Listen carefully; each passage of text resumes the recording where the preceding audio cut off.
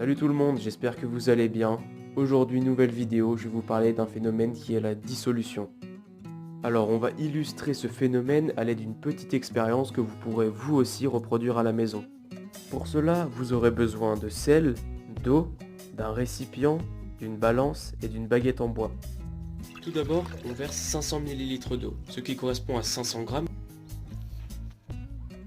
Il vous faudra ensuite 100 g de sel. Ensuite, vous verserez ces 100 g de sel dans les 500 g d'eau. Voilà qui est fait. Et ensuite, on prend la baguette en bois et on vient mélanger jusqu'à ce que les cristaux de sel disparaissent. Alors, j'ai utilisé pour cette expérience du sel de Guérande, donc qui n'a reçu aucun traitement, c'est pour ça que la solution va rester trouble. Si vous utilisez du sel de table, normalement la solution va redevenir transparente. Et là, tous les cristaux de sel ont disparu. Et on observe que la masse totale est de 600 g. On peut donc se poser la question suivante, où sont passés les morceaux de sel que l'on a mis au départ? Pour comprendre ce qui s'est passé, je vais vous parler de dissolution. On sait que le sel est composé de milliards et de milliards de particules de chlore et de sodium. Lorsque l'on plonge le sel dans l'eau et qu'on l'agite, les particules qui le constituent vont se séparer.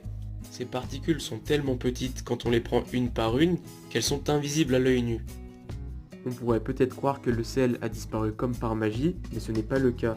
C'est là qu'intervient la balance que vous allez utiliser dans l'expérience. On se rappelle qu'au début de l'expérience, on plonge 100 g de sel dans 500 g d'eau. La masse qui est affichée sur la balance est alors de 600 g. Cela correspond donc bien à la masse de sel plus la masse d'eau. Le sel n'est plus visible à l'œil nu, mais il n'a pas pour autant disparu.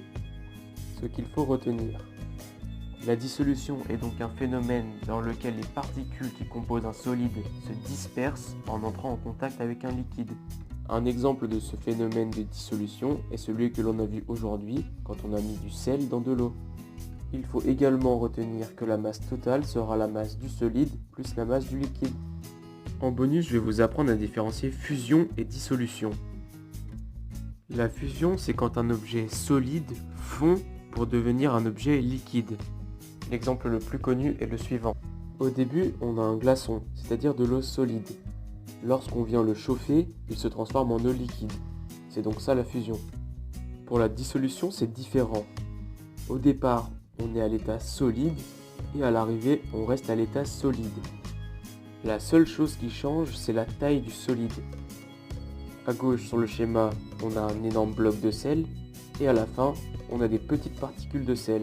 Mais dans les deux cas, on reste à l'état solide. C'est déjà la fin de cette vidéo, j'espère qu'elle vous aura plu. Si c'est le cas, n'hésitez pas à vous abonner. Et nous, on se dit à très bientôt pour un prochain épisode. Salut!